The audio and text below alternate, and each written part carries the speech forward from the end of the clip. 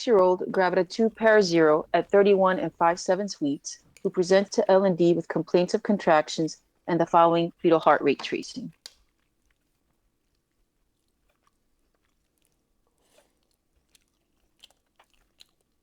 Specifically describe this tracing. Okay, so looking at the FHT specifically, I can see that the fetal heart rate is between 110 to 160 with good variability, meaning a good beat-to-beat variation of greater than 15/15.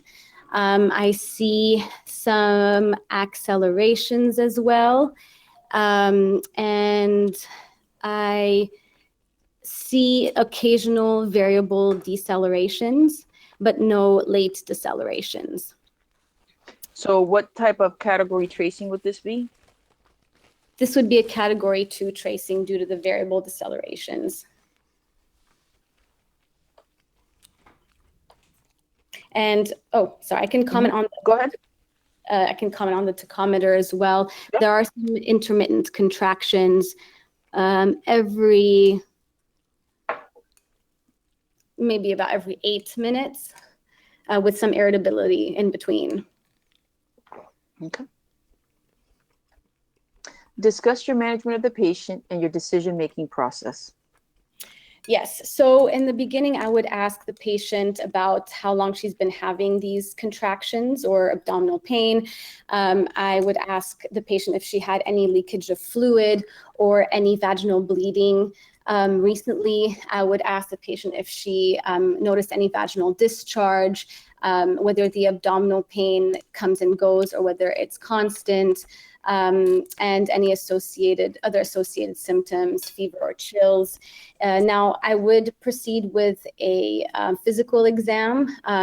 I would depending on her symptoms, I would assess whether I would need to do a speculum exam versus checking her cervix manually, and that would all depend on whether she does have or complains of leakage of fluid. If she does have complaints of leakage of fluid, I would perform a speculum exam and assess for any pooling, which could lead to further workup for PPROM. Anything else you would do for the patient? I would, if she does not claim any leakage of fluid, then I would check her cervix. I would also obtain vitals for her, check her heart rate and blood pressure, and then I would also administer a fluid bolus if her vitals are appropriate. Why would you administer her fluid bolus? So sometimes it's been shown due to the presence of the mediation of ADH and contractions that if you give a fluid bolus, you can mediate contractions. Contractions can sometimes occur after in a setting of hydration if you've ruled out infection or PPROM or labor or placental abruption. The patient has the following vaginal exam. Let me hold that back. So you're saying you could give IV fluids and that'll remove contractions from a placental abruption? No. If you have ruled out placental abruption. Okay, gotcha. The patient has the following vaginal exam. External os of fingertip, 20% effaced, posterior position. While in triage, or in labor and delivery, the patient has a 5-minute deceleration to the 90s. What would be your next step or steps in management?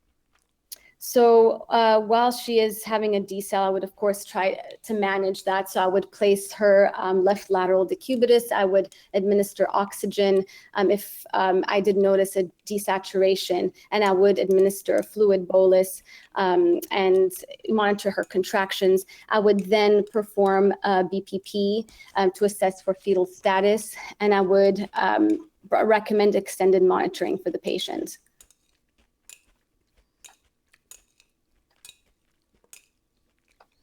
What are the components of a biophysical profile and what does it indicate?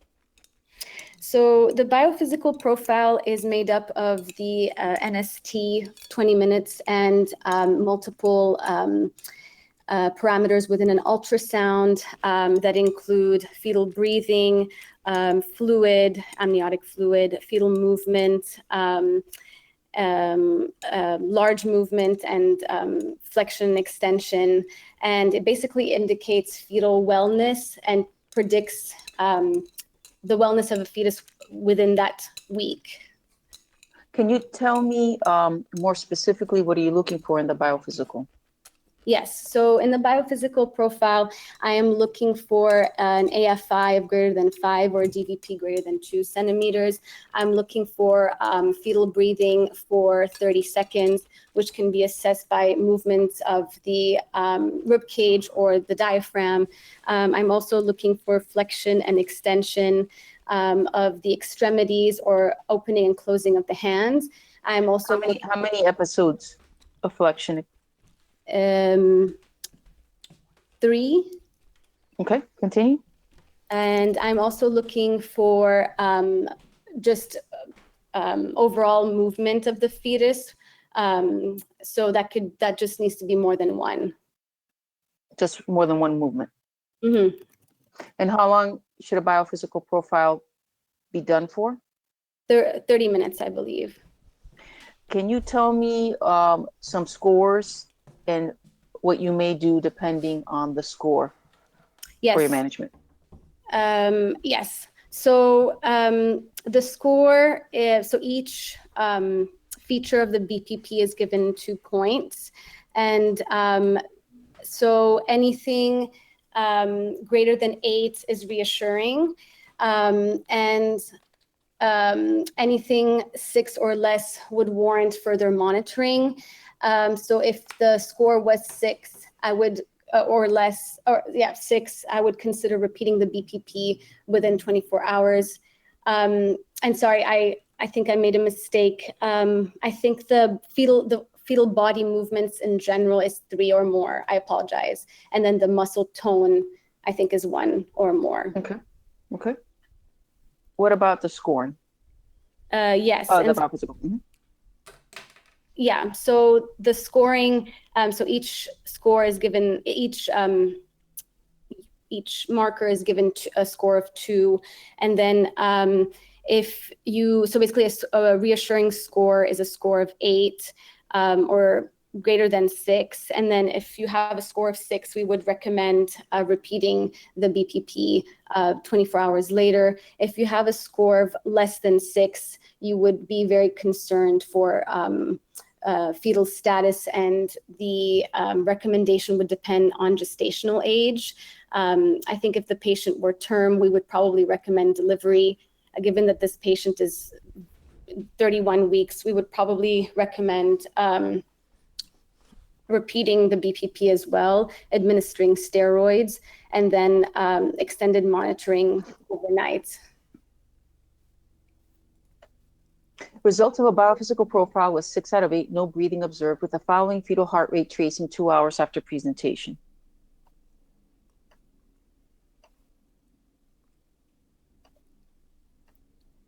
How would you manage the patient?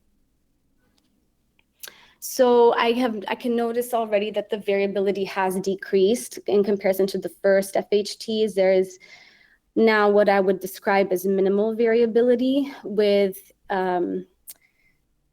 unclear as to whether this is a late decel, but I would recommend administration of steroids with magnesium sulfate for fetal neuroprotection. I would talk to the patient about what these FHTs mean. I would discuss with her that FHTs are not specific and have a very high intervariability interpretation, but given the fact that we have a decrease in variability with a BPP of 6 out of 8, it would warrant further monitoring. So I would recommend keeping her overnight, administering the steroids and the magnesium sulfate, repeating the BPP in the morning. But I would recommend also closely monitoring her FHTs overnight, with strong consideration of possible delivery if worsening FHTs occur. I apologize for the noise in the background. I'm in New York. So you would consider this what type of category tracing? I would consider this still a category 2. because it's not absent variability. If you decide to deliver the patient, what do you suspect the umbilical cord gases to reveal and why? So given the minimal variability, I would suspect the cord gases to show metabolic acidosis with a pH less than 7 and probably a base excess of greater than 12, given that so when would you deliver the patient? So with this, like I said, you deliver her a few hours after her presentation. You would expect the pH to be less than 7. So if there's no worsening FHTs and just this, it stayed that way.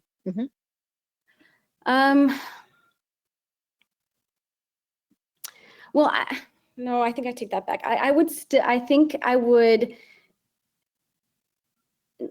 expect the pH to be, I mean, it's not absent variability, so it would be close to 7, I would say. What do you mean by close to 7? I'm not very worried that this fetus is acidotic because it's still showing some variability. So let me give you some options. Greater than 7.3, greater than 7.2, greater than 7.1, greater than 7.0.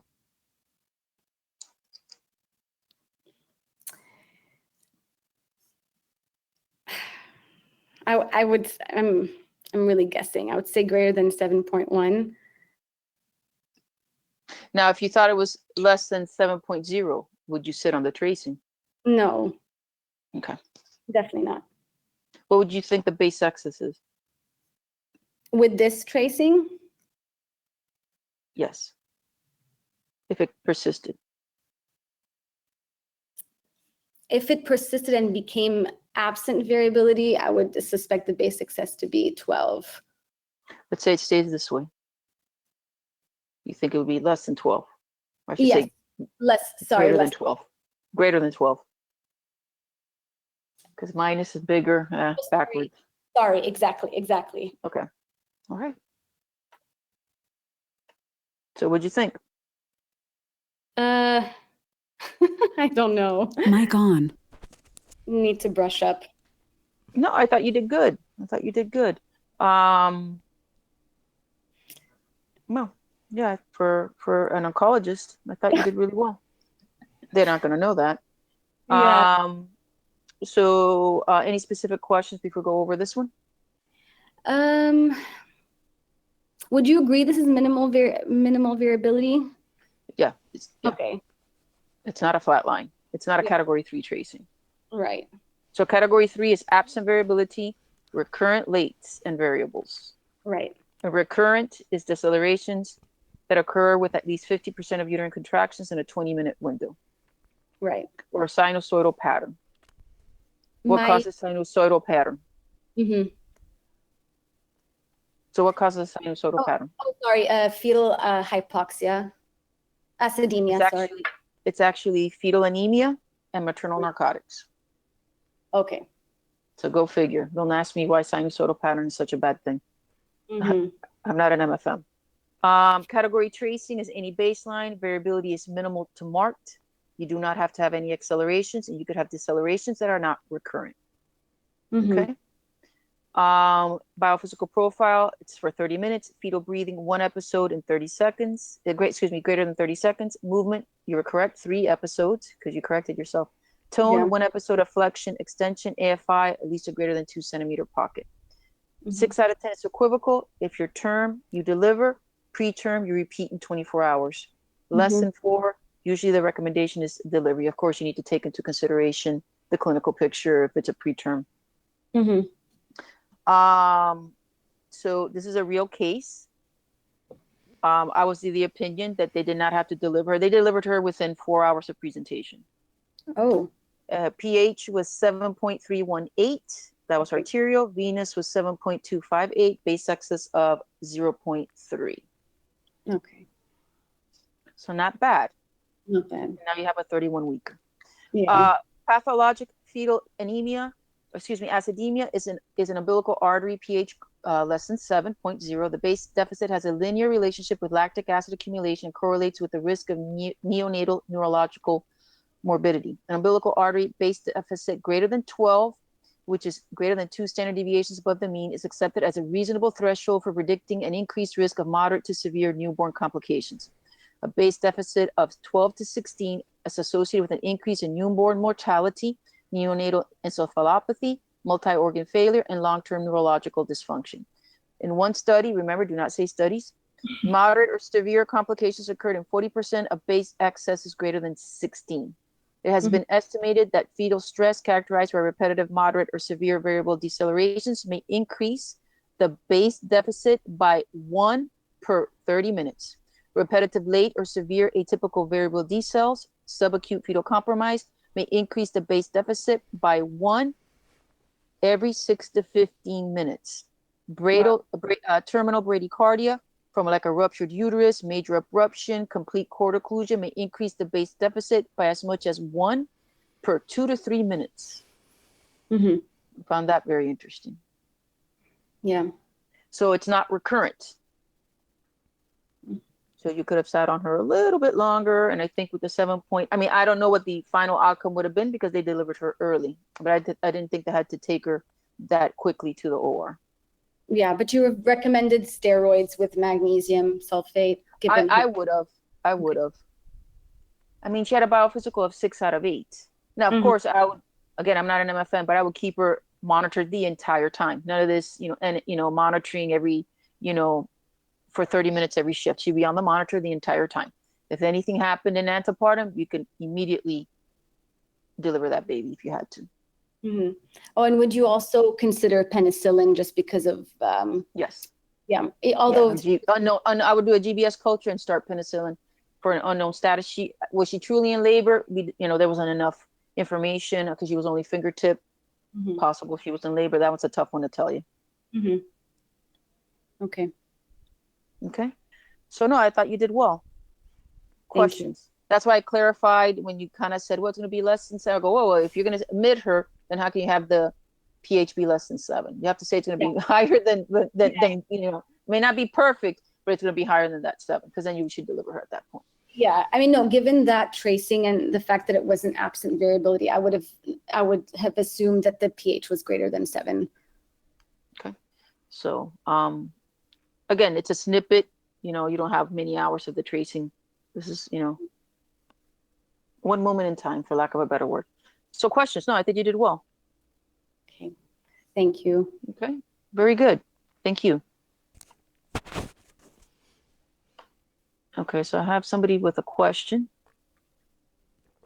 The gas interpretation is from up to date as of last year.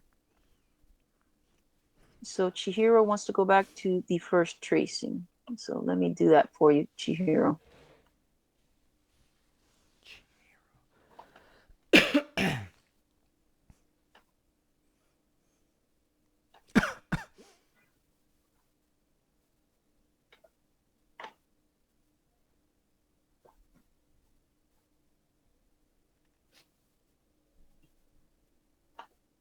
So there's the first tracing. I'm going to see if Robbie's on the call. And I don't see Robbie on the call. Do you have any other questions, Sarah? I'm going to take you off the hot seat. Yeah, thank you. All right. Great job. Thank you. So I don't see Robbie on the call. I'm going to see if I see Nika on the call. Nika's not on the call. Oksana. Let me see if Oksana's on the call.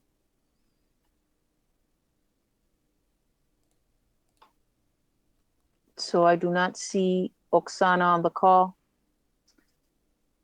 So Melody is on the call. I did see her. So that means there's 3 people that are not on the call. So Daniela, you'll be coming up.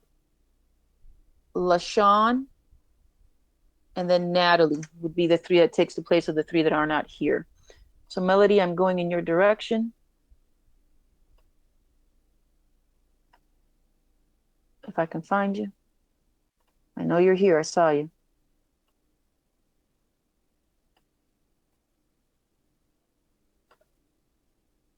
It says you're self-muted.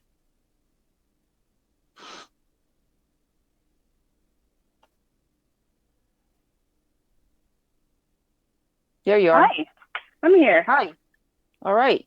Let me just see if anybody has any questions on. Okay, Sushi Hero saw it. Okay, I'm gonna turn off my so I can get to the next case. You don't see my screen, right? No. Okay.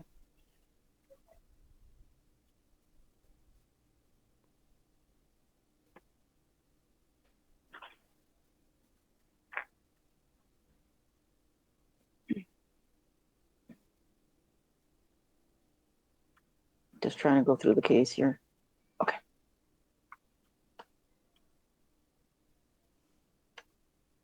"19-year-old presents to the ER, obtunded and disoriented. She appears to be pregnant.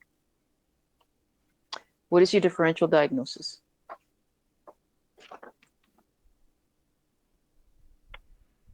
It could be a trauma in pregnancy. It could be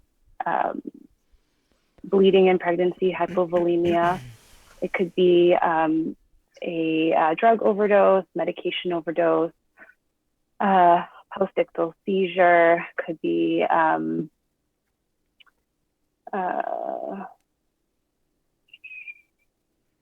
diabetic, like DKA.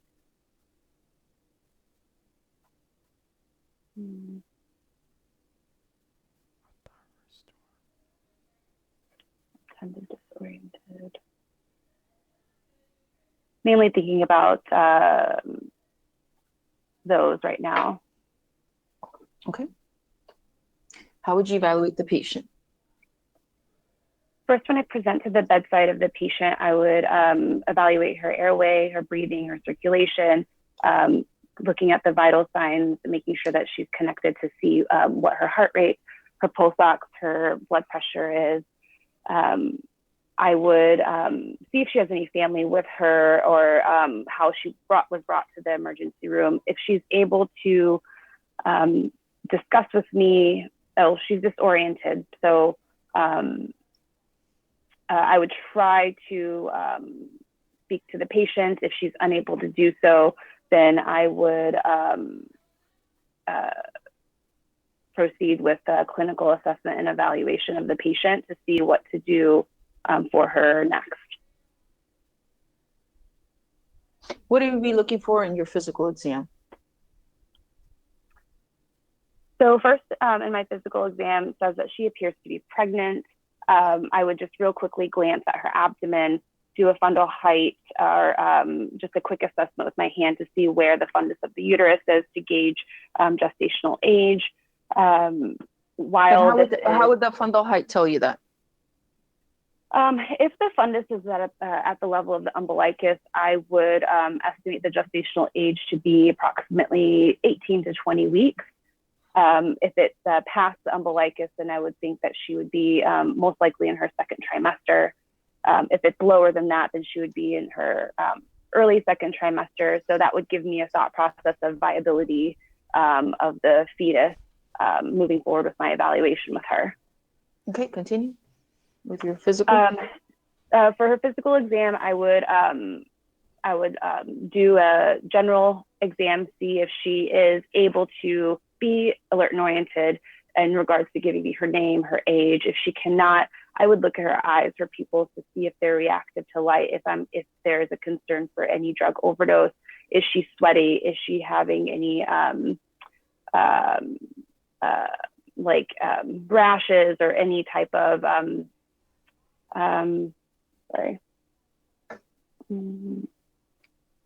so just with the general exam, looking at her eyes, pupils, then looking at her abdomen, like I've mentioned, and cardiovascular and respiratory exam. I would listen to her lungs, see if she has clear respiratory sounds, or if she has adequate breathing effort, and a cardiovascular exam as well. What diagnostic tests would you order and why? So I would order for this patient a CBC, a CMP, a type and screen, an HCG, if assuming that a urine has not been obtained, just to confirm pregnancy. And I would make sure that there, in the CBC, there is a glucose as well. And then for diagnostic lab tests, that's what I would order initially, and a urine if I'm able to obtain one for a urine drug screen. If so let's say you wanted to just get a quick eval. I know you did your fundal height. Is there something you could do at the bedside yourself to evaluate for gestational age? Yes.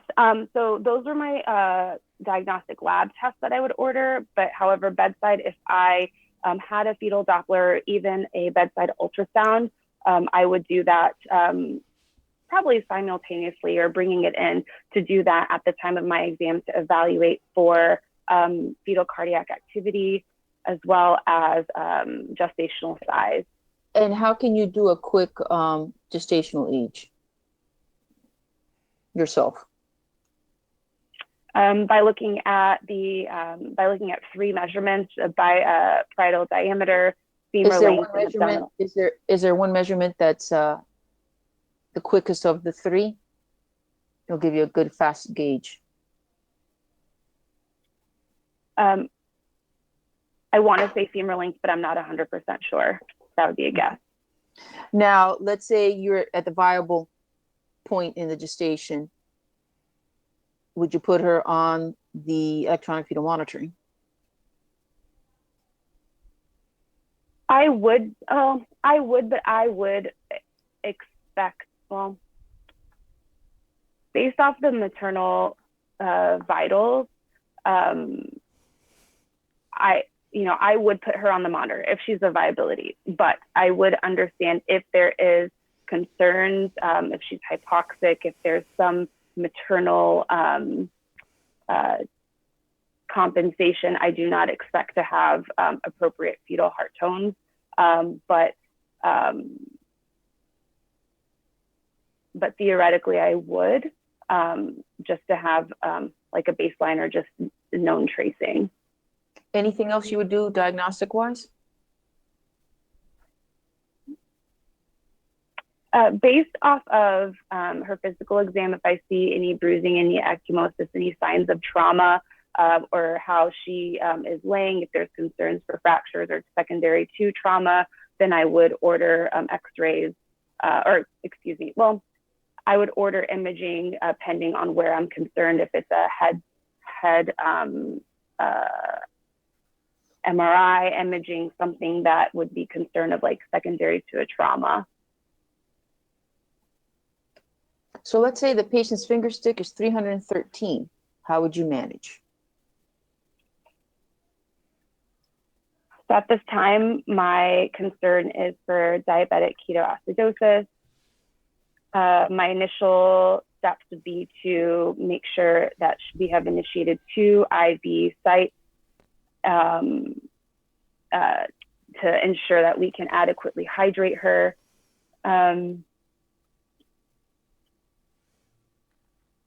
Let me ask you, how would you confirm the diagnosis of DKA? I would order a beta hydroxybutyrate. Okay. So you said you would hydrate her. What else would you do? I would hydrate her and replace any electrolytes that may have been imbalanced, depending on what is reflected on the CMP. I would also contact the ICU team as well as the maternal fetal medicine team to make them aware that there is a patient who is in DKA, who is pregnant with viable gestation, so that they are aware that we have multidisciplinary teams involved. So, let's say they're busy doing other things. How would you start managing her DKA?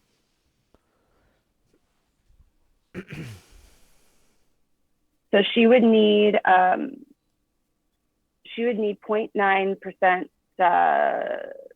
like NaCl, so a 1 liter of fluid of 0.9% per hour. But the goal is to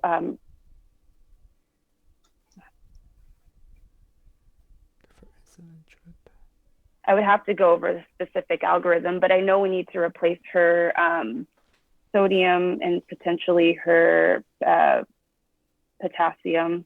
Why do you have to replace her potassium?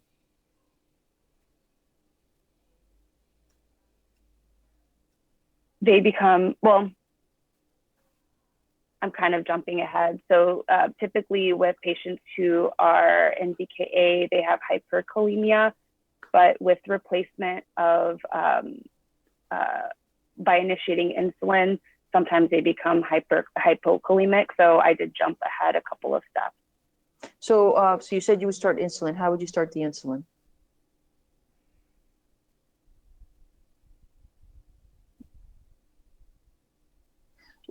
Would it be IV, so IM, PO? It's IV and it's weight-based. I'm sorry? It's IV and it's weight-based. So what specific type of insulin?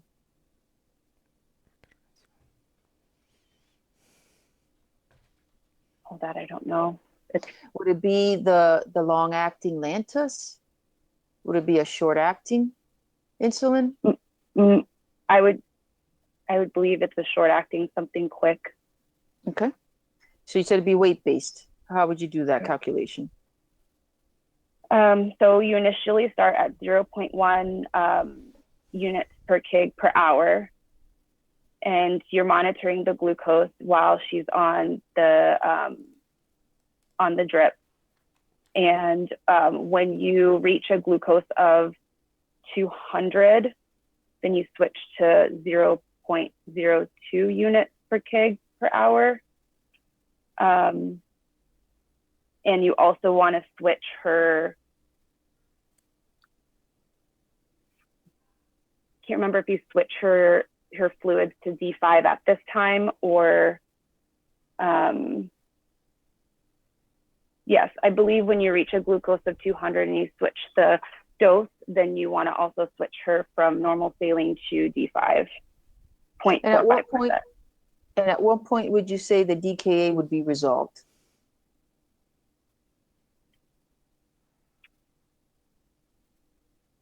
In my practice, from what I remember experiencing, I would continue to check the beta hydroxybutyrate and wait for those levels to stabilize and resolve. Okay. So let's say the patient has a gestational age of 35 weeks. What would the electronic fetal monitoring reveal? Non-reassuring fetal status. So if it's non-reassuring, would you immediately deliver the patient? I would not. I would not, because the priority of the delivery, or excuse me, the priority at this moment is to stabilize the mom. And being that she's in an acidotic state, it would be of higher risk of mortality for the mother if she underwent surgery. So let's say, how long would you say it would take DKA to resolve?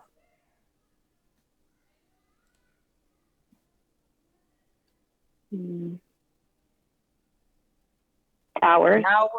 An hour. How would you say? I'm sorry. Hours. 2 to 3 hours. Mm-hmm. So you would sit on a bad tracing for 3 hours. Category 3 tracing for 3 hours. It would be very difficult to watch. I would not proceed with delivery if the mom is still in DKA and regardless of the fetal tracing due to the risk of maternal mortality. Okay. All righty. What'd you think? Oh my God, I'm like sweating. That was hard. No, I thought you did good. I felt that you got real nervous when it was how to manage DKA. You got real nervous. Am I correct? Correct, yeah.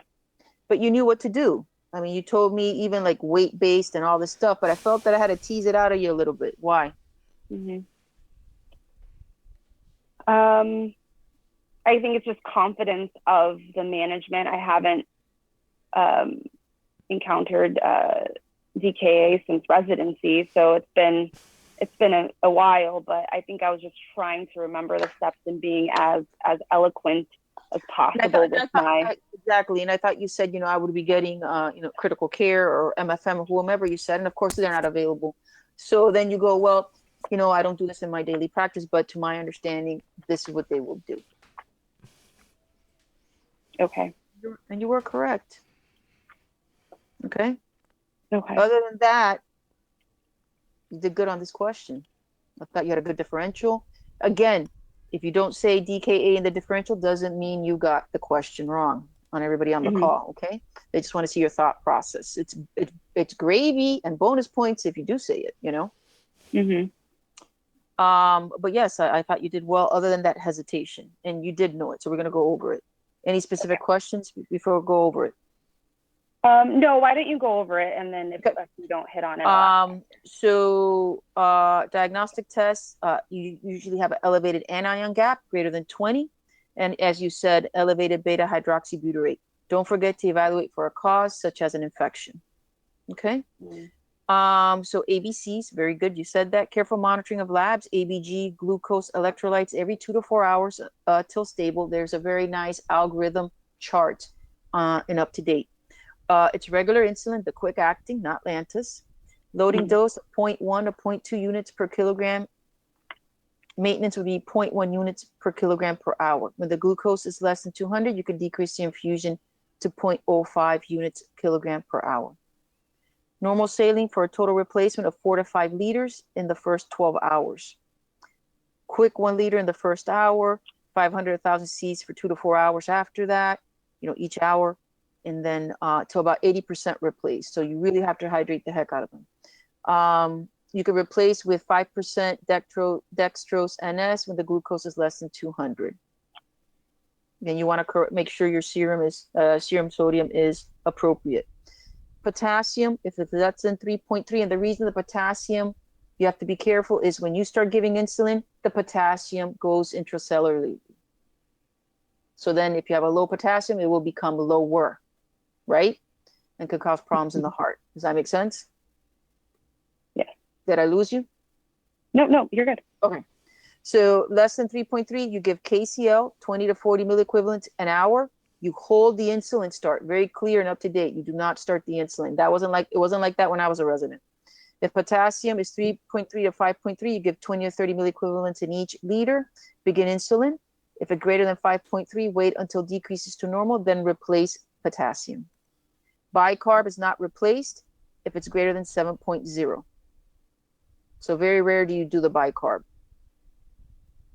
If pH is less than 6.9, you dilute sodium bicarb, 100 milliequivalents in 400 cc's of water with 20 milliequivalents of KCl infused over 2 hours. If it's 6.9 to 7, then it's 50 milliequivalents in 200 cc's of water with 10 milliequivalents of KCl. Do you need to know that specific? No. Just if it's less than 7, you need to replace the bicarb. DKA is considered resolved when the anion gap and serum beta hydroxybutyrate are normal, patient's alert and able to eat. Correct. You do not deliver the patient. Some people say turn off the monitor. Frequent late D cells, it's not an indication for delivery. If the mom's acidotic, so is the baby, and it will be a flat line. Usually the tracing resolves after resolution of DKA, which may take several hours to resolve. But again, the patient's not stable, will be taken to the operating room in any way, shape, or form. So you have to stabilize the mom. The mom always takes precedence over the baby. Okay? So questions? 2 questions about the initial evaluation. What was the quick dating? My apologies. Femur length. Femur, but I thought the phone don't have, supposedly, I'm not an expert, but apparently a quick femur length can give you a guesstimate. But the phone was really good too. I like that. That was very nice. Okay, perfect. And should blood gases be part of, should it have been my diagnostic test? Should have been one of the diagnostic because you want to Like, see. But of course, you didn't know if it was DKA. But then, of course, you'll say you did say it as one of your differentials. So you break down those differentials. So if I thought she was in DKA, then I would do a ABG. I would do a beta hydroxybutyrate, and they'll cut you off. But that's the way, instead of, just throwing everything in the kitchen sink at the question, you do it through your differential. And then that way you compartmentalize the different, because you could do anything and everything, right? right. But you Okay. said I would do a MRI of the head if there was some concern. She could have had a stroke. She could have had trauma to her head. She could have been in a car accident, whatever. There's not much, more information than obtunded and disoriented. Okay. No, but I thought you did a good job other than that hesitation.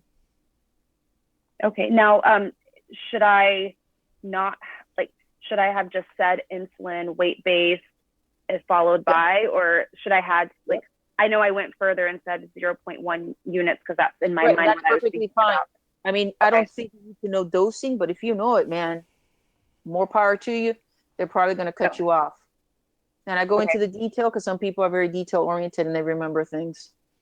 But I think you would get bonus points for sure if you can give that information. Okay, perfect. Thank you so much. No, good job. Okay. Okay, I'm going in your direction.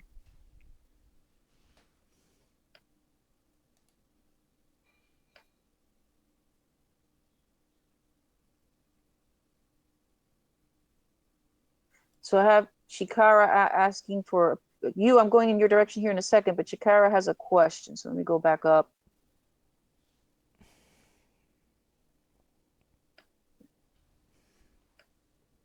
Yes, ma'am. Okay, I always get confused. So with DKA, if they're coming in obtunded like that, and because blood sugar, we're able to check it really quickly, but all the rest of those labs take a while, I guess, to get back. I guess the ABG comes back pretty quickly, because that's what I was wondering.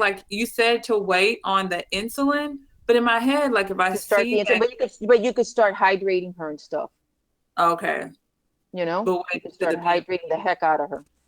Got it. I mean, realistically, by the time let's say you start the insulin and you get it back and the potassium is low, then you could always hold it, you're not hurting anything,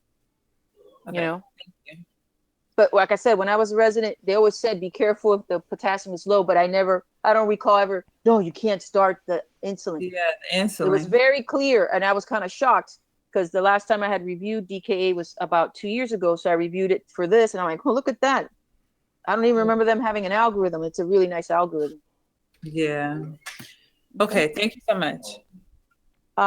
Yeah, no worries.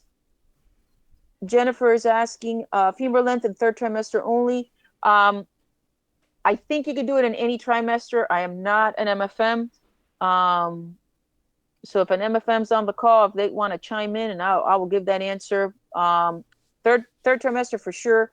But I've done it at 22 weeks and stuff like that. When the lady comes in and she has no prenatal care, and you need to figure out if you need to do something quick because she's viable. So if there's an MFM on the call, if you don't mind typing that in, and I'll relay that information to Jennifer. But definitely third trimester, yes. But I can't quote for second trimester. I would, but I can't say 100%. Okay, I'm going in your direction. Muted. Are you there, you? Yeah, hello? Hey, hi, how you doing? Can you hear me? Yep, can you hear me? Yep. All right. Do you have any questions before we start? Nope. Okay. Are you a generalist? Yes. Okay. 22-year-old gravida 1 pair 0 at 39 weeks who has recently arrived to the United States. She presents to triage with complaints of a diffuse rash. What is your differential diagnosis? For diffuse rash, this could be some type of allergic reaction to something, so contact dermatitis. It could be a infection, a viral infection.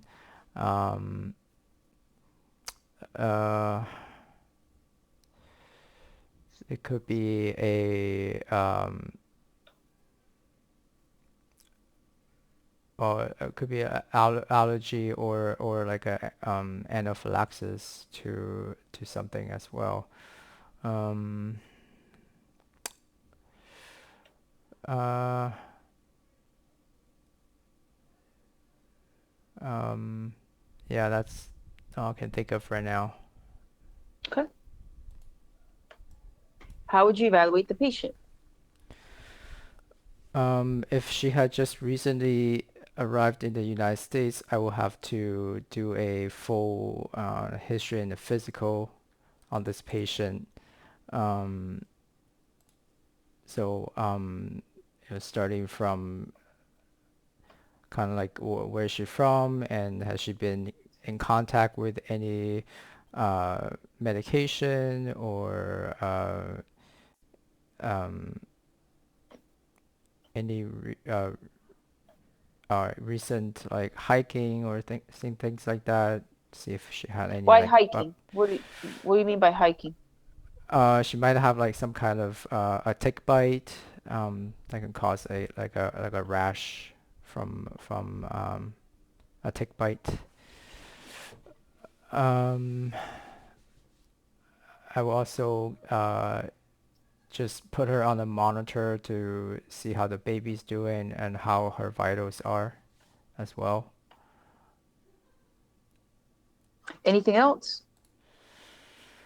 Uh,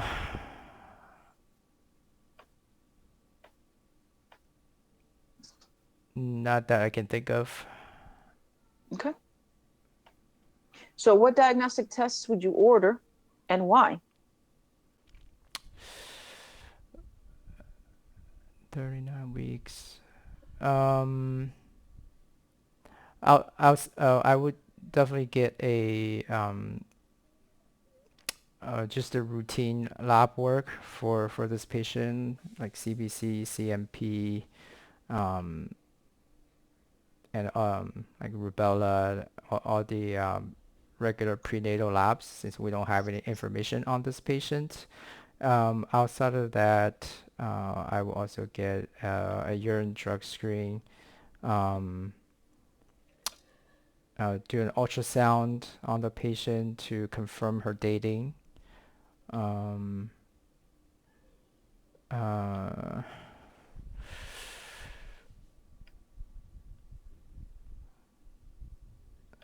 so that's all I can think of right now. Okay. So let's say the patient has suspected varicella. How would you diagnose and manage? Uh, Varicella, if the patient, oh, I will have to ask the patient if this is um, the first time she had gotten varicella. Um, so if it's like a primary episode, I would, So you're saying are you telling me you can get varicella multiple times? you can have a reinfection, Or what's that called? as a secondary episode or a reinfection. Okay, continue.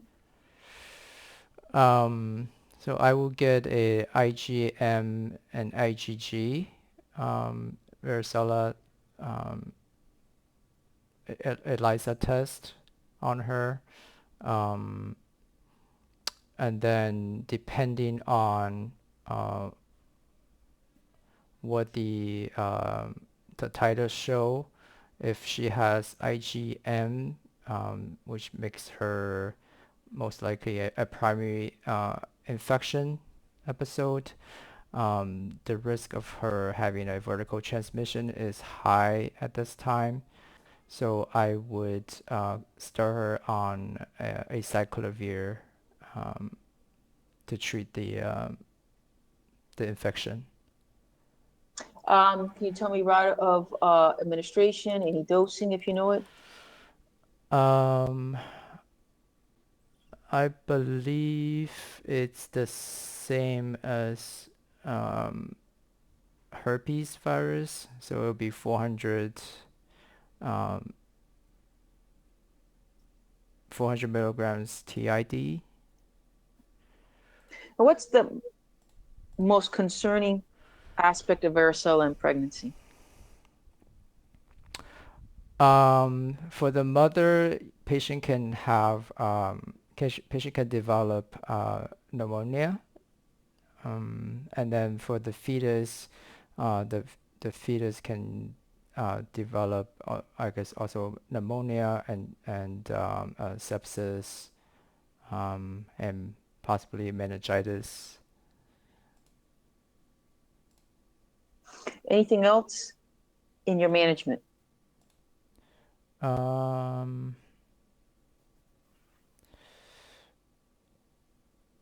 I know once the baby is delivered, I know that you're supposed to give the baby varicella immune globulin to decrease the risk of the baby getting the disease. Um,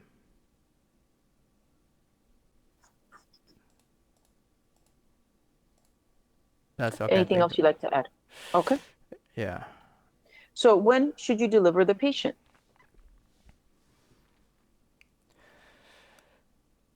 Um, I know the risk of infection is the highest within 5 days of her getting the disease and delivery. So if anything, if we can avoid that time period, it would probably be the best. Um, Why is that? because the mother does not have any have not developed any antibodies to the varicella. Okay. So you're saying 5 days? Yes. Okay. All righty. What'd you think?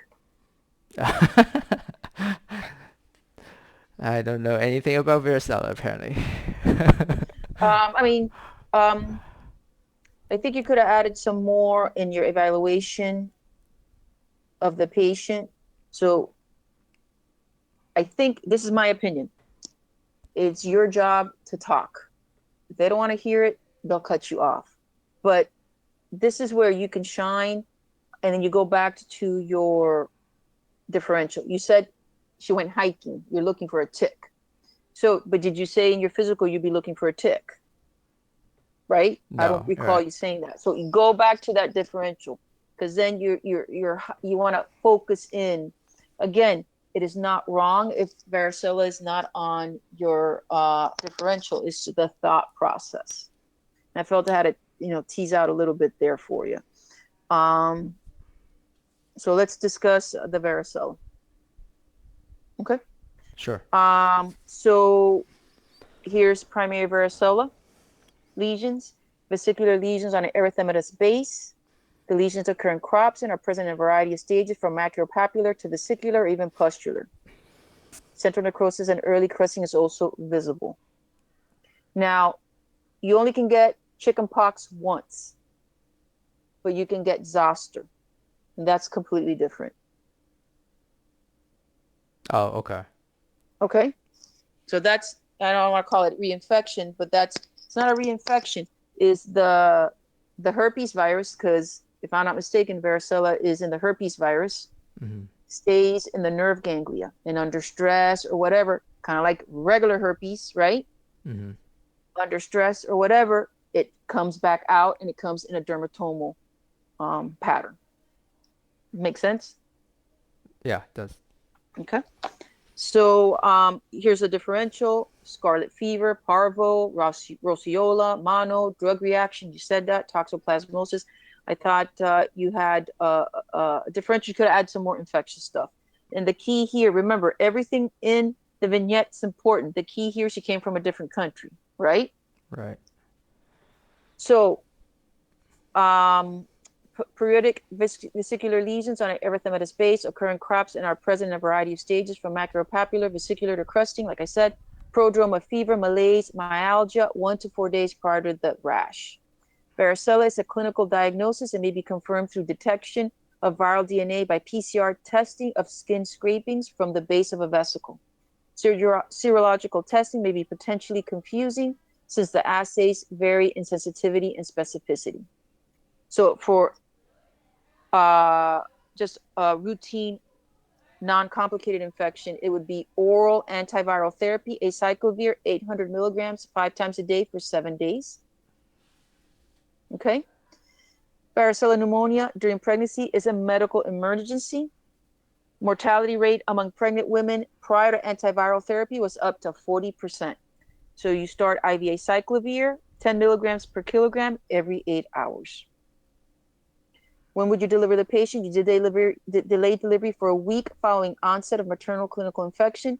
Neonatal varicella results from varicella transmission from mother to fetus just prior to delivery. And like you said, when a woman develops symptoms of varicella infection for 5 days before to 2 days after delivery, the interval allows insufficient time for development of maternal IgG and passive transfer antibody protection. This decreases the case fatality rate once the neonate is born up to 30%. So if you can do that. So here's the other question. Oh, I don't think I've ever had chicken pox. I have been exposed to chicken pox. So how do you evaluate that patient? I didn't ask you about that, but for everybody on the call. Prophylaxis should be offered within 10 days of exposure. If serological testing results are not available, post-exposure prophylaxis should be offered. And it's not acyclovir, it's the Varicig, the varicella zoster immune globulin. It's recommended in all non-immune pregnant women. You need careful follow-up for signs of infection. If you become infected, then you need to treat them with the acyclovir. If not, then you need to vaccinate the individual after delivery and within 5 months following the immunoprophylaxis, because then that wears off. Okay? So questions on that? Nope. Now you need all you need to know about varicella. We're gonna go buy makeup. Other questions? Oh, no. All righty, very good. Muted. I see Victoria has a question. IV dosing for acyclovir, it is according to up to date. 10 milligrams per kilogram every 8 hours. And to my understanding, the patient should be in an ICU setting just in case he decompensates.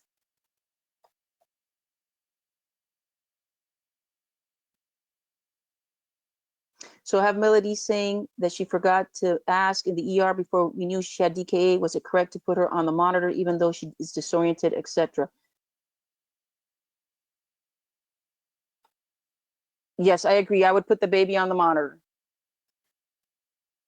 You know, but of course you need to, you know, you don't do a crash section. You need to have a, you know, if she's disoriented, I mean, is she stable? It goes back to the stability of the mother. Delivery timing for varicella. Delay delivery for a week following onset of maternal clinical infection. Neonatal varicella results from varicella transmission from mother to fetus just prior to delivery.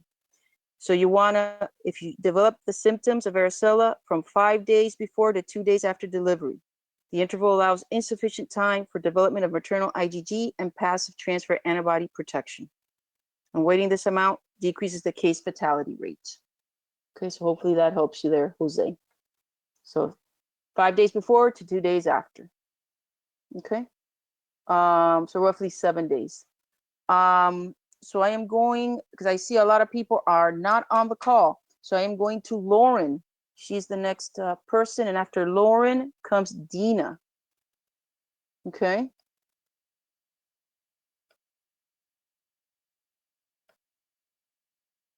It says you're self-muted, Lauren. Okay, There you are. I'm here. You're there? Yes, I'm here. Yes. Awesome.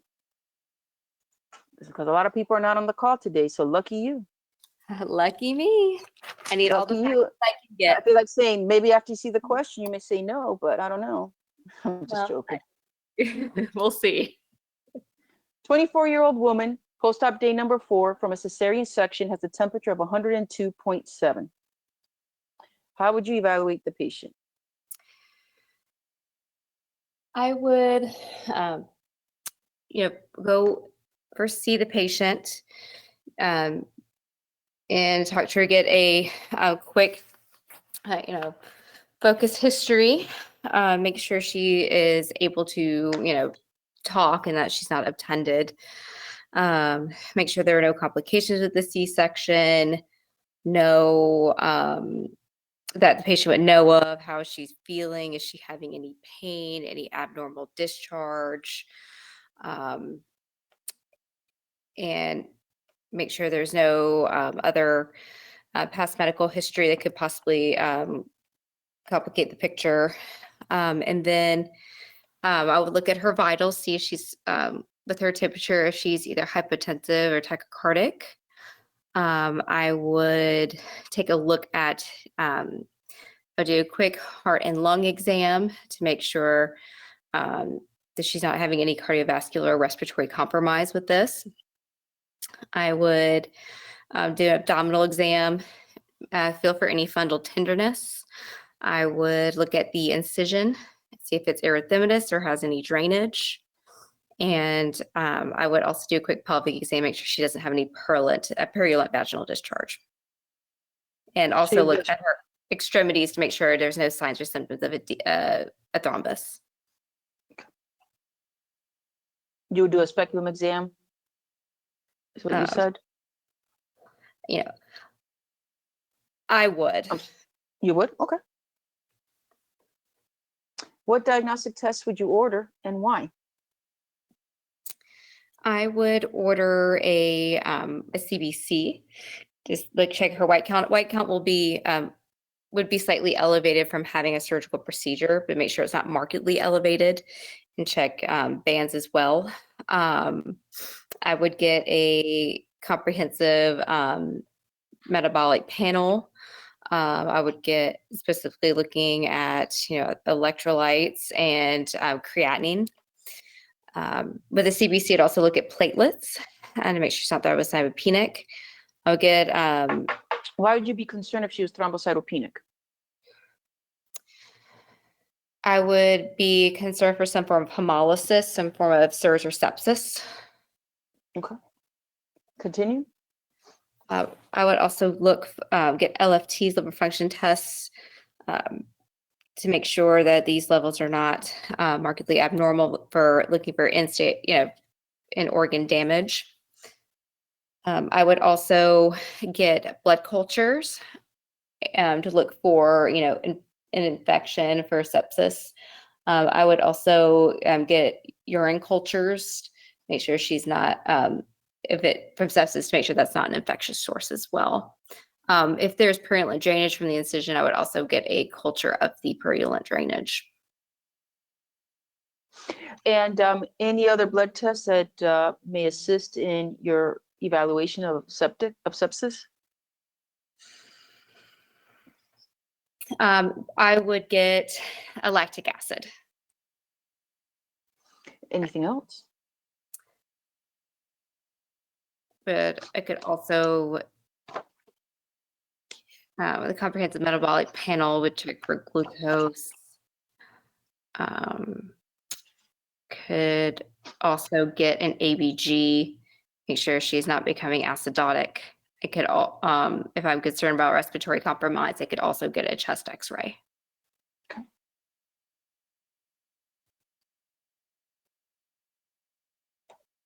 How would you manage the patient?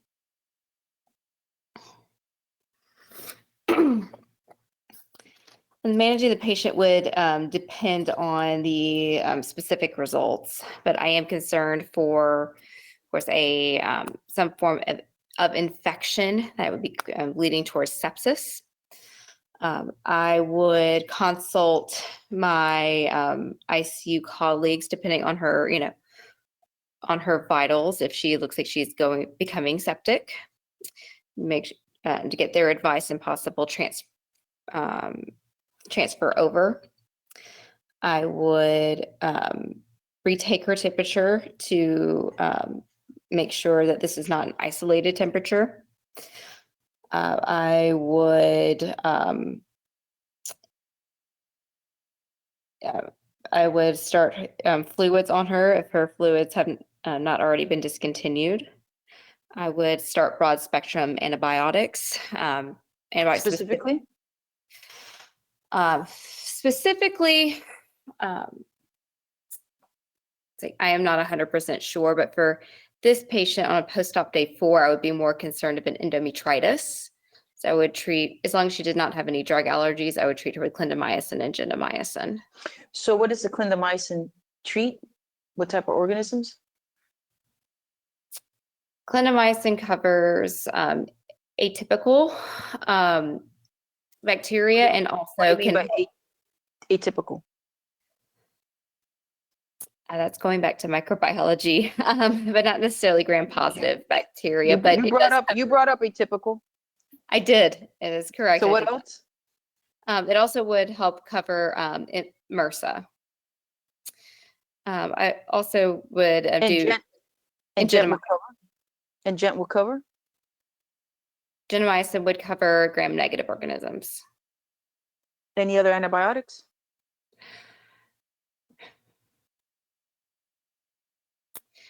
And I would have to consult my internal medicine or my ICU colleagues, but I would not do any other antibiotics at this time. Anything else you would do in your management? It would depend on the specific on my cultures and my suspicion. But for if it was endometritis, I would just treat the infection, try to bring down her temperature. I would with the fluids, I would give her as antipyretics, either Tylenol or ibuprofen, whichever one I had available. If she had, if it looked like she had a wound infection, I would first look at the, incision, see if there's drainage, and see if I need to open up the incision. And if it needed to, I would open it up and debride it. Okay. What would you do if the patient's not improving? If the patient is not improving, despite antibiotics and treatment for infections, or if there's no other sign of infection, I would consider treating her for septic pelvic thrombophlebitis. So how would you diagnose and manage septic pelvic thrombophlebitis? Septic pelvic thrombophlebitis is generally a diagnosis of exclusion. It's more generally found after treating for postoperative fever, and a patient continues to have fevers despite treatment. Managing would be with anticoagulation. That would be either with heparin or Lovenox. I do not remember the dose specifically for septic pelvic thrombophlebitis off the top of my head. And how long would you treat for? I will have to look that up. And would you continue the antibiotics? I would not. So she's not getting any better. You believe it's septic pelvic thrombophlebitis. You stop the antibiotics and you start her on Lovenox. Oh, I take that back. Sorry, I thought with the diagnosis being confirmed and improving, I would continue antibiotics and I would do anticoagulation to see if that would give her signs of improvement. And if she did seem to be, go ahead. No, go ahead. I would say if she was starting to get better, it seemed that with certain anticoagulation, I would stop antibiotics. Okay. All righty. What'd you think? It's good to have this now and not during the boards. That is correct. Yeah, no, I thought you did pretty decent. I mean, I know when you say it will be all dependent on my results, they're not going to be forthcoming until you results. So then you could say, well, if her chest X-ray showed evidence of a pneumonia, I would, you understand what I'm saying? You take control. What I say, take control of the question. If they don't want to hear it, they'll cut you off. Okay, so like you had said with the last case, with your differential and different post-op type of infections, you just go into how you would treat each one of them individually. Exactly.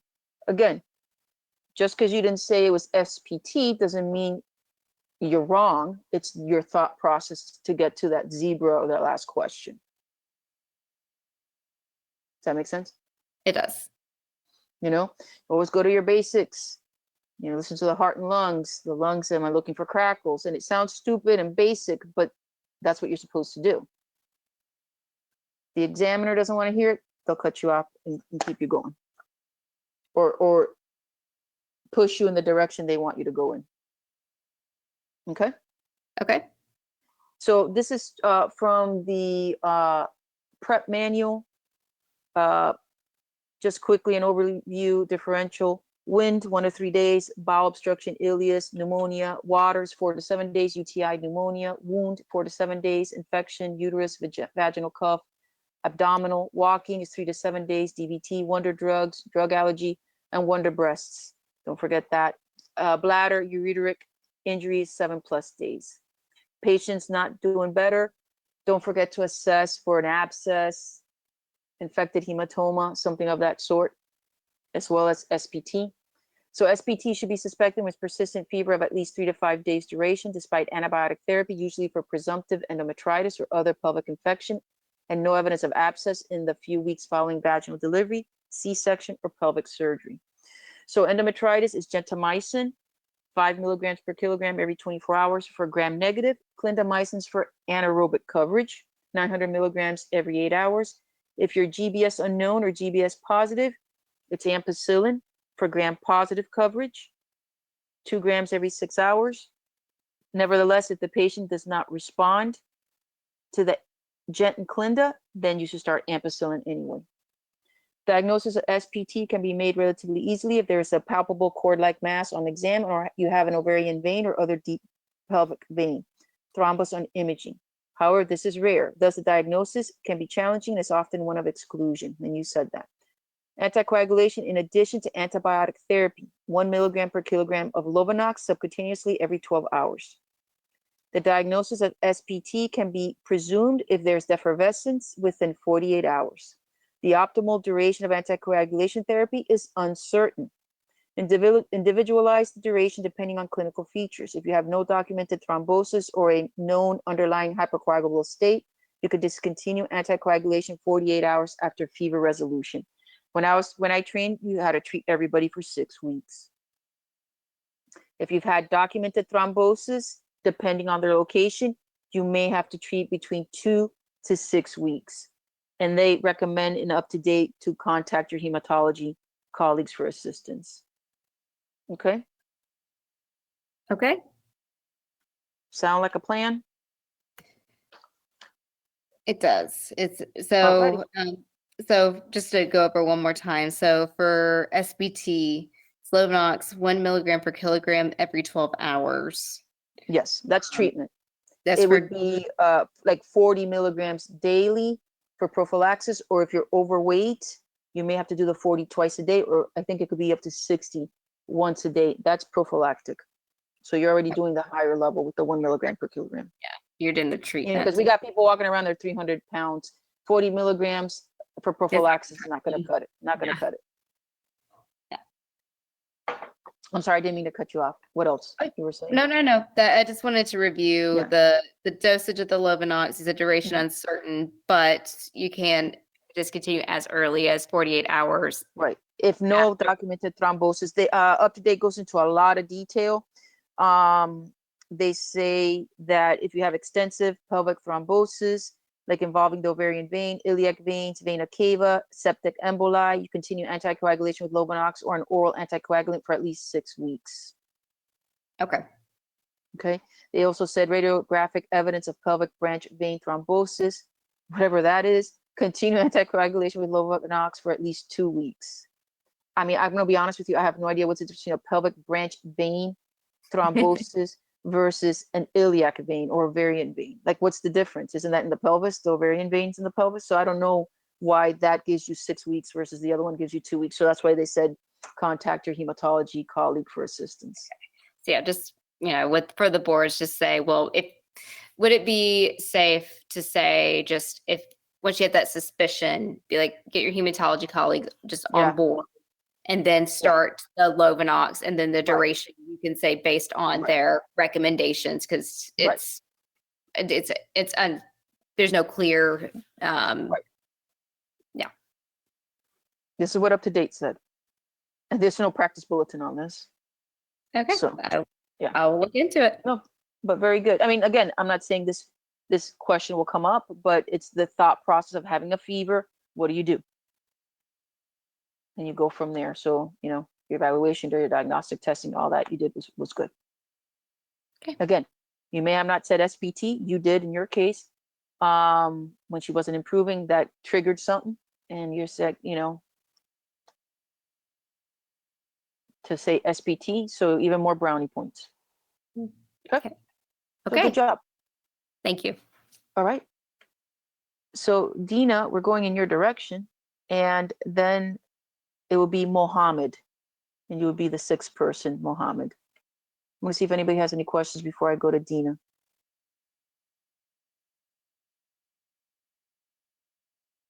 Okay, so we have some questions here. I'm going to go back to the varicella. I'll do that at the end here. Clarissa's asking, did you say you should stop antibiotics? You suspect septic pelvic thrombophlebitis? No, you continue the antibiotics. You continue the antibiotics. Ankita, continue 1 milligram BID for 6 weeks or switch to prophylactic dose after resolution of fever. I believe it would be, I'm not an expert, I'm not a hematologist, but I believe it would be full anticoagulation if you have the thrombosis.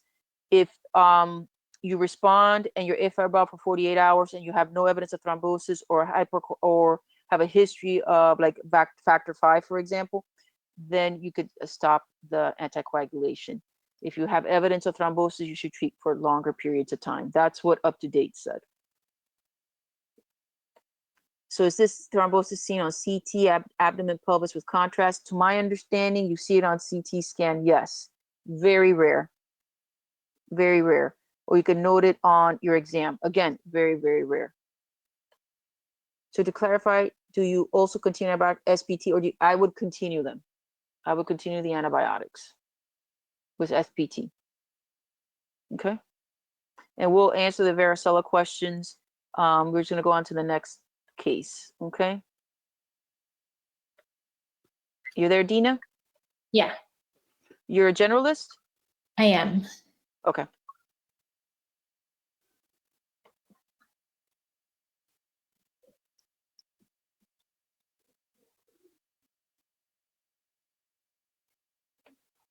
You deliver a 22-year-old gravida 1 para 0 who sustains a perineal laceration. Discuss the different perineal lacerations that can occur.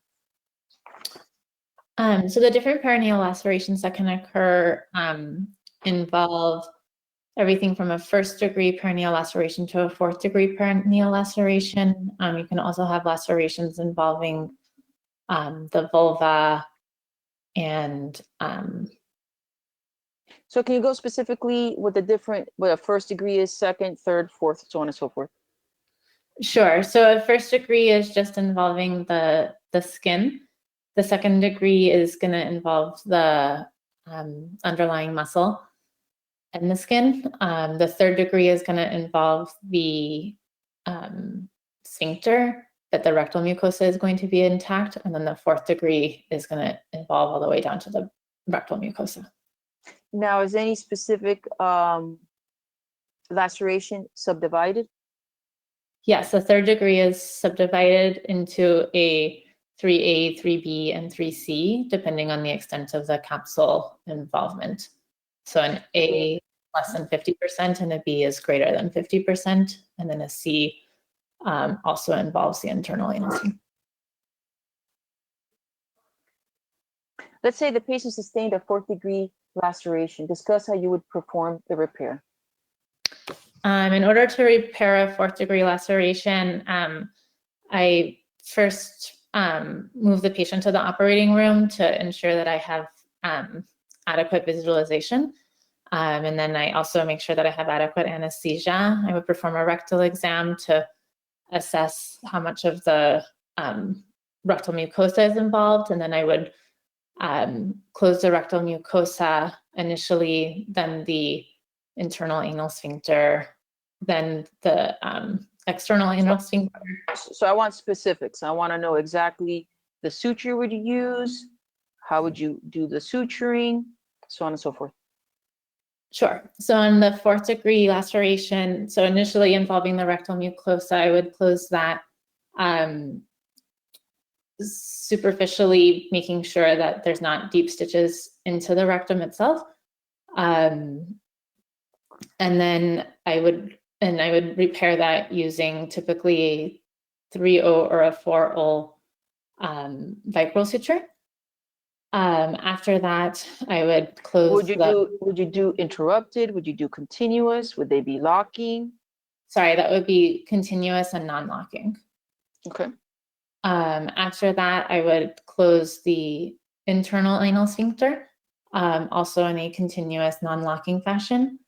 Then I would close the external anal sphincter, and I close that by grasping the sphincter with Alice's, and then I close in an end-to-end fashion, first with interrupted sutures, initially posteriorly, then inferiorly, then superiorly, and then anteriorly. What type of suture? On that one, I use a 2-0 vicryl. And then afterwards, I would close the remaining 2nd degree. I use a 3-0 vicryl for that, and close that in the standard fashion. How would you manage the patient after the repair? So after the repair, I would recommend a dose of prophylactic antibiotics. In my practice, I typically give 2 grams of Suboxetine in this scenario. And then I also make sure that they're on a very aggressive bowel regimen to avoid any constipation. And then I see the patients early in the clinic for assessment of any potential wound breakdown. Anything else you would recommend for the patient for optimal healing? I would recommend pelvic rest, as I do with all of my other patients. And then kind of careful attention to avoid any constipation. I recommend liberal use of the like peri bottle in this setting, because that can also help to avoid any infection in this area, particularly with bowel movements. And then kind of making sure that the area stays clean and dry. Anything else?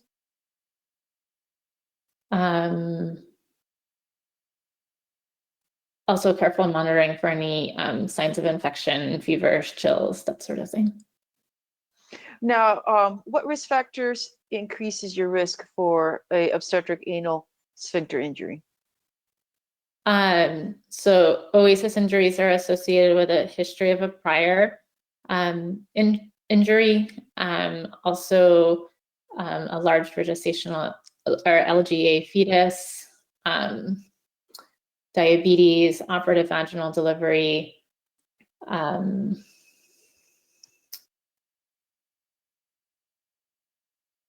believe I said, sorry, I couldn't remember if I said that already. Sorry, say that again, you broke up?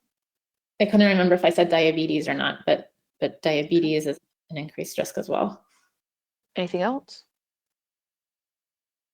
Not that I can think of off the top of my head right now. Discuss for me the different types of episiotomies that could be performed. So you can perform either a medial lateral episiotomy or a midline episiotomy. And what are the pros or cons of each? So a medial lateral episiotomy is associated with more perineal pain at the time of intercourse, dyspareunia. Sorry, I couldn't remember the word. And then a midline episiotomy is a higher risk for an oasis injury, so a 3rd or 4th degree laceration. Can you tell me what muscles are typically cut in a episiotomy? I believe it's the bulbar cavernosus and bulbar spongiosus. And in your practice, what type of episiotomy do you perform, if you perform episiotomy? I rarely perform episiotomies, but if I do, I perform a mediolateral.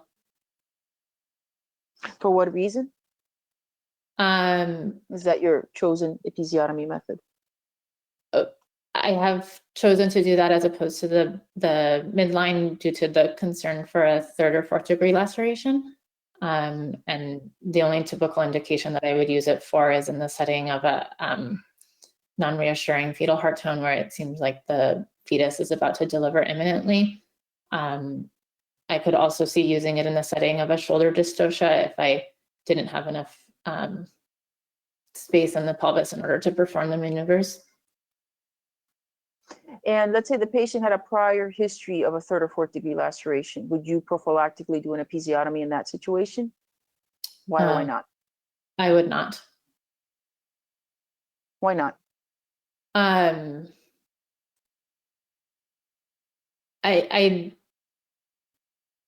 can see the concept of how mediolateral episiotomy, you could control where the laceration would occur.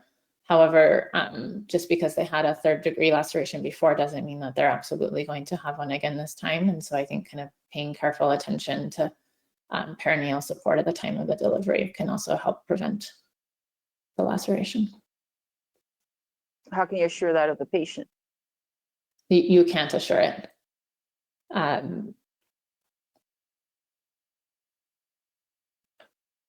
would you counsel the patient on her future mode of delivery? For patients with a history of a 4th degree laceration, particularly those that have longstanding or ongoing issues with incontinence, or particularly fecal incontinence, I do offer them a cesarean delivery.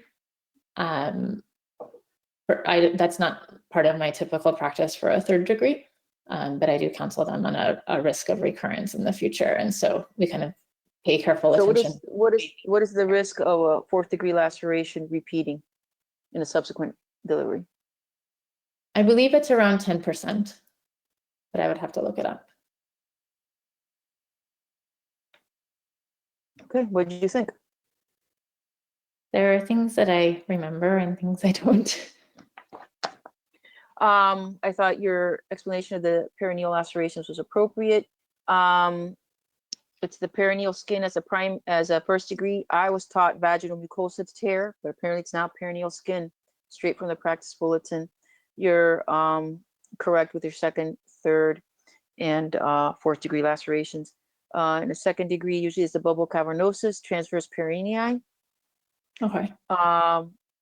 What increases your risk for obstetric anal sphincter injury, operative vaginal delivery, midline epes, macrosomia, not LGA. That's that's a neonate postpartum diagnosis. So macrosomia, longer 2nd stage, OP position, increasing maternal age, obesity is not a risk. 25% of women experience wound breakdown and 20% wound infection. Anal incontinence, rectal vaginal fistula. Women who sustain severe perineal tears in their first birth are significantly more likely to have an associated surgical procedure within the 1st year after birth. This is as per the practice bulletin. You manage after the repair. A single dose of antibiotic at the time of repair is reasonable, but further research is needed to determine routine administration to prevent complications. Avoid constipation. Adequate pain control, focus on local treatments, anesthetic sprays, ice, sitz baths, consider pelvic physical therapy. You did not say that one. Okay. Expert opinion suggests that a woman may be offered a C-section if any of the following is noted. Anal incontinence, complication of a wound infection or need for a repeat laceration repair. Patient expresses psychological trauma. Risk of repair of oasis is subsequent vaginal delivery is 3 to 5%. Okay, thank you. I personally would do an episiotomy, RMO. Okay. Because that's just weak. I know the book doesn't say that, but you had it once before. What happens always in OB? It could happen again. Right. So to go over the repair, Repair the anal mucosa using a continuous non-locking 3/0 or 4/0 Vicryl on a tapered needle. You can also use monocryl. Interrupted sutures can be performed, but result in a larger amount of foreign body because of the multiple knots. The internal anal sphincter often retracts laterally and superiorly and appears to be a thickened, pale pink, shiny tissue just above the anal mucosa that some clinicians refer to the perirectal fascia. Continuous 3/0 Vicryl or 3/0 PDS on a tapered needle. For the external anal sphincter,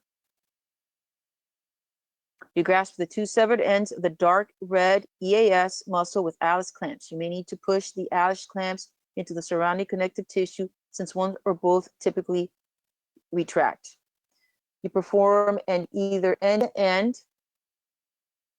or overlapping plication using interrupted or figure of 8 sutures, 2/0, 3/0 PDS or 2/0 Vicryl on a cut tapered 1 or 2 needle. Place at least 4 or 5 interrupted sutures may be necessary. You may need to sharply mobilize either sphincter end to minimize tension for better anastomosis. After the sphincter is repaired, you need to build the distal rectal vaginal septum and the perineal body. You want to beef up that tissue. This helps maintain the proper spatial distance between the anus and vagina and may prevent suture erosion from the deeper layers. Another goal of this layer is to help take tension off the underlying sphincter repair. Use a 2/0 Vicryl on a cutting needle and repair the second degree in a routine fashion.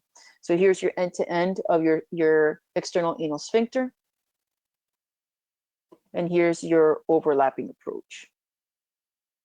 Okay. Questions on that? No, thank you very much. That was very helpful. Very good. Good job. Thank you. Okay, Mohammed, hopefully you're still on the call.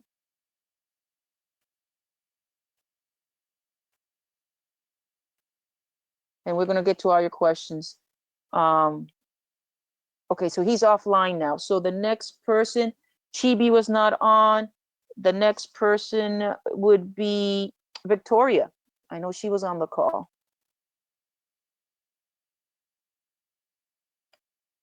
Are you there, Victoria? I'm here. REI, right? Yeah. I apologize ahead of time. Have mercy on me. 41-year-old gravid 6 para 4014 at 36 weeks gestation with a BMI of 48 and chronic hypertension who presents with shortness of breath. What is your differential diagnosis? Differential diagnosis. The first thing I would be worried about would be potentially pre-E with superimposed pre-E with severe features with pulmonary symptoms given her ongoing shortness of breath. I would also be concerned for either a PE given her habitus. I would be worried for more physiologic changes at 36 weeks, including dyspnea, physiologic dyspnea of pregnancy. And I would want to make sure that I would rule out any kind of causes of infection, such as like a URI or other kind of lower respiratory tract infection. How would you evaluate the patient? The first thing I would do for this patient, I would make sure that I would do vital signs for this patient as far as ruling out any kind of DVT or PE. I would want to make sure that I could do a cardiovascular exam and look at her, see if there's any signs of tachypnea or decreased breath saturations. That would also Can I help ask me you a question, a quick question? On your evaluation, how can you rule out or rule in DVT? So I guess I would really be looking for more like signs of PE in that case, but for DVT, you can always look at, you can do the Homan sign, which is basically doing calf examination. That would be like flexion of the foot and seeing if there's any acute pain. You can palpate the back of the knee to see if there's any kind of palpable cord or kind of swelling in that area. You can look for skin changes in regards to that. And This may be less reliable in a person with a BMI of 48, depending on her weight distribution, but you can also try to look for asymmetry in the circumference of her calves or in the appearance of her legs, and you can even do a tape measure to see if there's any difference in that circumference. Continue with your evaluation. So as far as other things that I would want to assess for, I would want to make sure that so I mentioned heart and lung exam would allow me to also look for crackles to see if there were signs of any pulmonary edema. I would want to make sure I could get a blood pressure measurement for her so I can see if she was in any kind of hypertensive crisis or concern in regards to preeclampsia. I would do, of course, I would be doing like a very focused history to see if she has any other signs of preeclampsia, like headaches, chest pain. Would want to see if she has any visual changes or any right upper quadrant pain. I would hook her up to the fetal monitor, knowing that she's 36 weeks gestation, just to make sure that I can assess fetal status at the same time. And I think that's where I would start. Okay. So what diagnostic tests would you order and why? So for diagnostic testing, I would always want to make sure that I was ruling out any kind of superimposed preeclampsia. So I get a CBC and a CMP, as well as a urine protein to creatinine ratio. I would want to make sure that that protein creatinine ratio is compared to any kind of baseline measurements that I would have.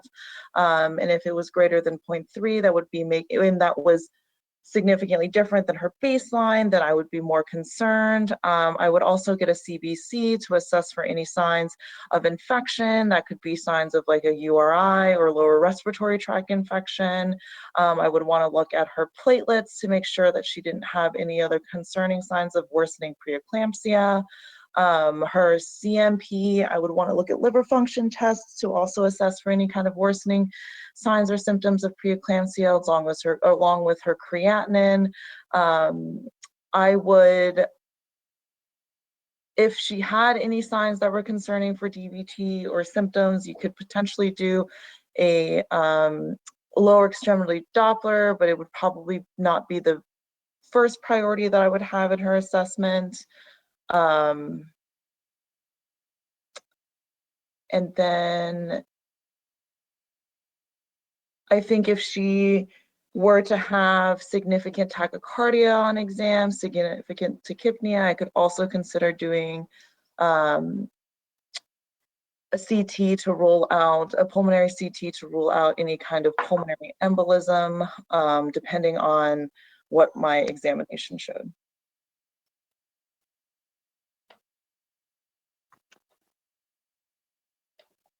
A CT scan revealed the following. Describe this image. So this image looks like it is at the level of at least her lower portions of her heart, so it potentially could be the lower lung lobes. It looks like there's bilateral hyperintensities that you're noticing in both lobes. I would be concerned initially for like edema or infection. Anything else that worries you with this scan?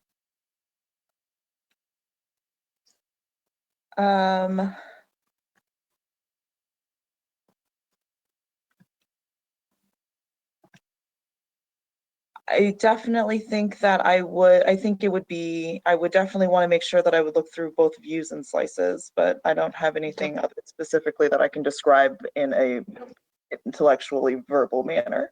Okay. How would you manage?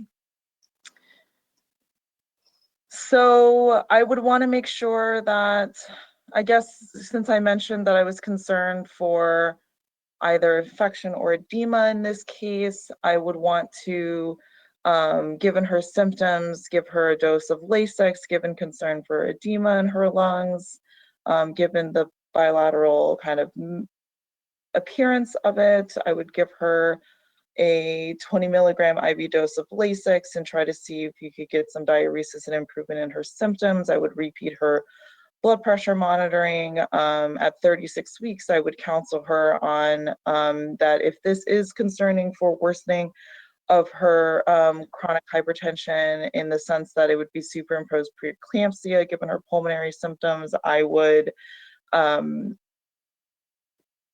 discuss with her the risks and benefits of potentially late preterm betamethasone and discuss need for induction given her symptoms, and reassess kind of fetal monitoring. And let me just ask you, because I did not ask you previously, how does the maternal cardiovascular system change in pregnancy? So the maternal cardiovascular system has a number of different changes that can occur throughout different stages of pregnancy, particularly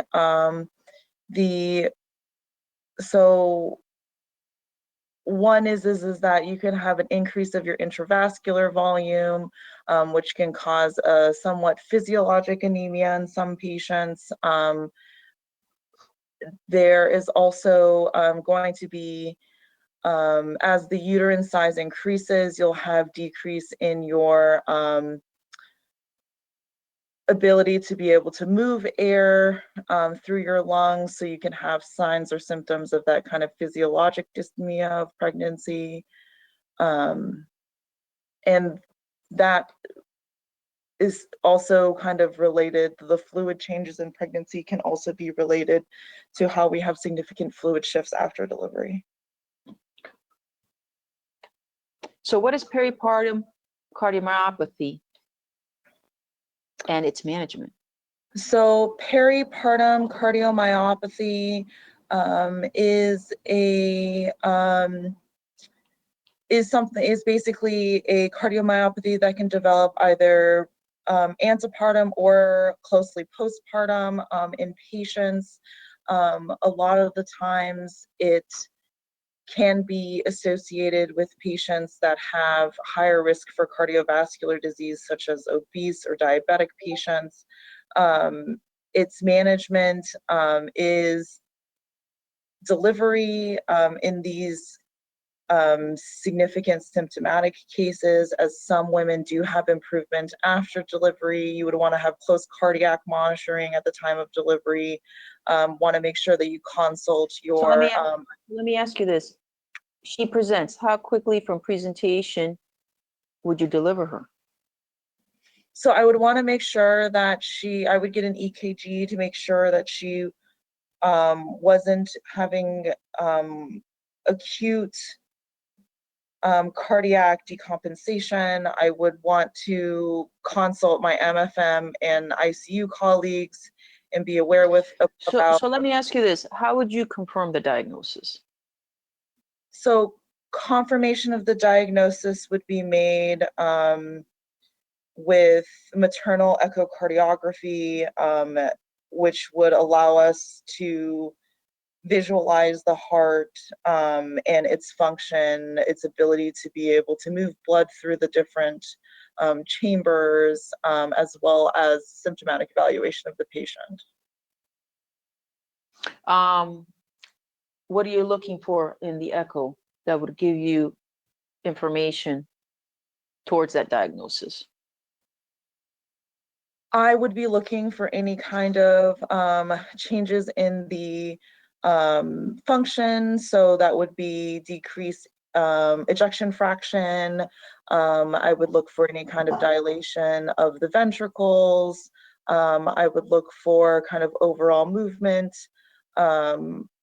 Is there any specific results from the echo that will definitely point towards cardiomyopathy?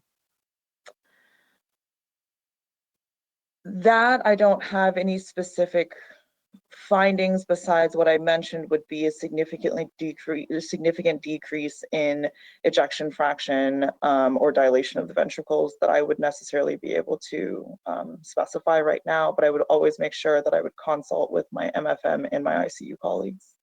Any lab work that would help you in the diagnostic process? anytime that you're concerned for any kind of cardiomyopathy or heart failure, you always want to make sure that you get troponins as well as BNP, which is beta natriuretic protein. Now, going back to the management specifics, you said you deliver the patient. Anything else you would do? I would limit her fluids so that we wouldn't be concerned for either fluid overload, but closely monitor her to make sure that she is not underloaded. I would consult MFM as well as cardiology so that we can closely monitor the patient during the induction and delivery process. I would make sure that she was on continuous cardiac monitoring during the intrapartum period. Any other medications you could give the patient? I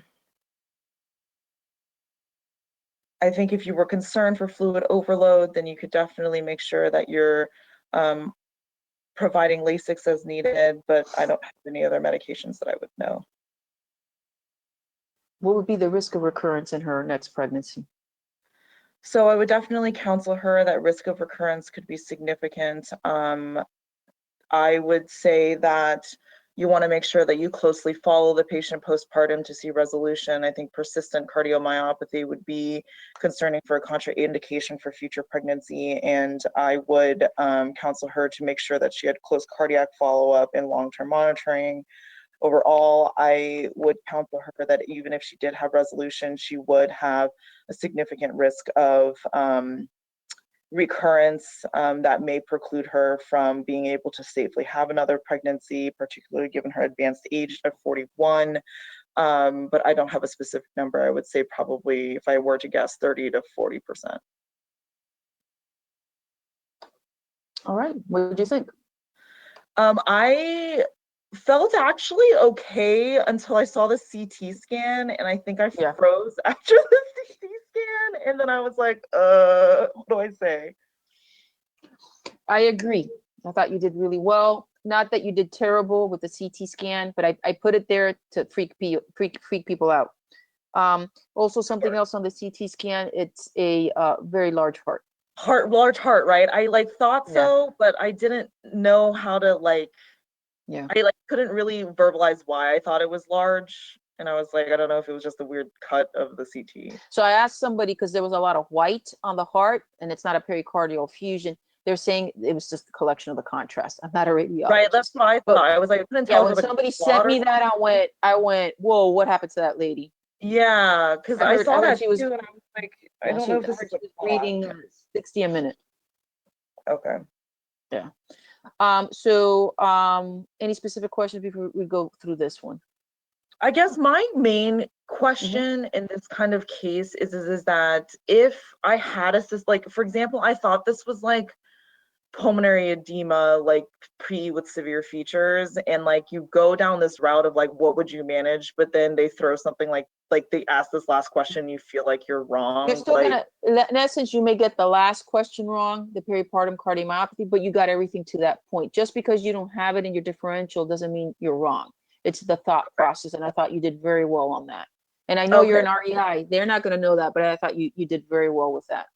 Okay, that's helpful. I would listen to her lungs. I listened to her heart. I would do this. I would do that. Very nice. You kept going back to your differential. Very important.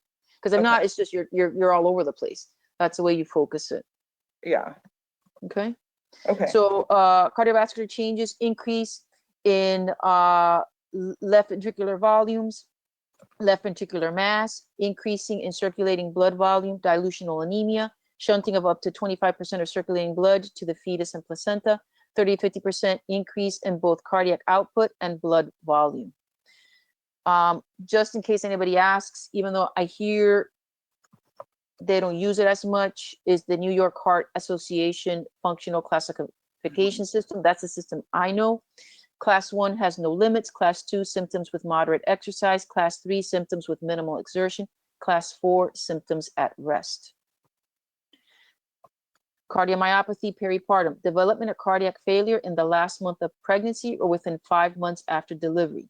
absence of an identifiable cause of cardiac failure, absence of recognizable heart disease prior to the last month of pregnancy, a left ventricular systolic dysfunction via an ejection fraction less than 45%.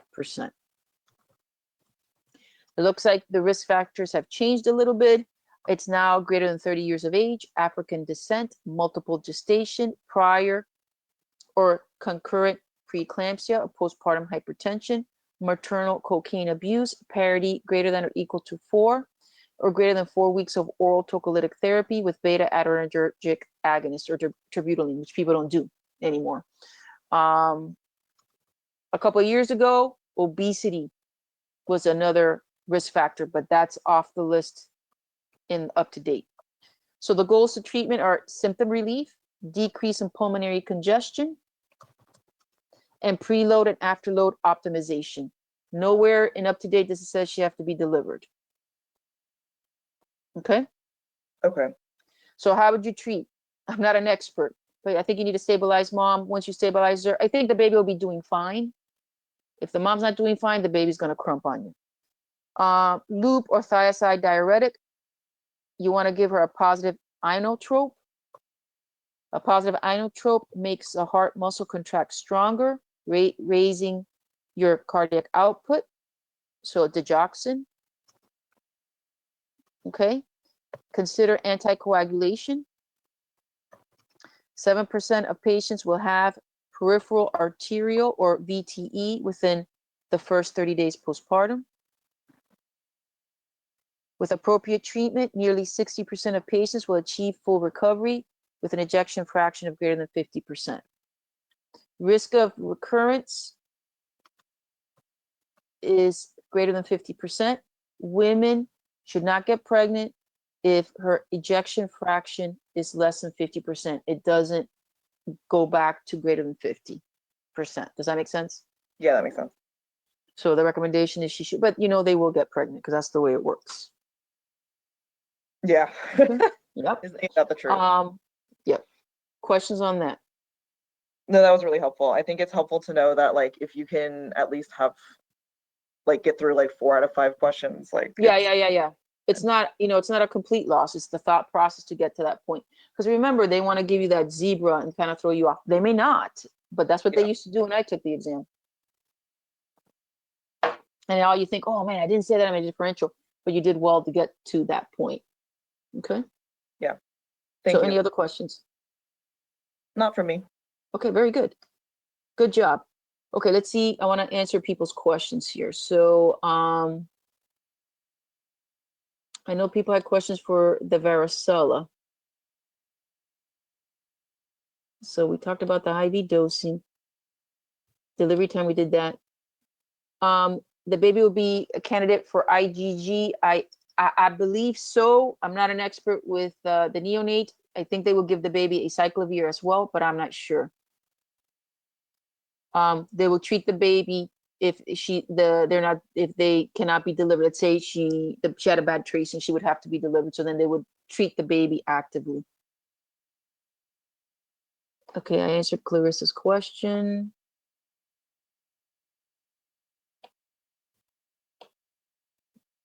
And is it okay to just say repair second degree in usual fashion? Yes, that's perfectly fine. We're just looking more for the 3rd and 4th degree. You can go into it if you want to, and they'll probably cut you off because they're looking more for the 3rd and 4th degree repair aspect of things.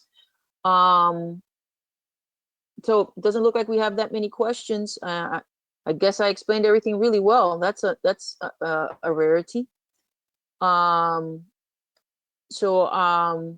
just, if anybody has any questions, just put them in the question box. If you have a specific question that you want to verbalize, please let me know and I will go to you. Just write in the box, hey, I have a question, can you ask me? I will go in your direction. So I'll stay on for a few minutes. Anybody have any questions about anything else? Because we did put all our 6 individuals on the hot seat. I'll stay on the call if anybody wants to do a private chat or they have any other questions that they want answered. But I really appreciate everybody that participated. I think everybody did a good job today.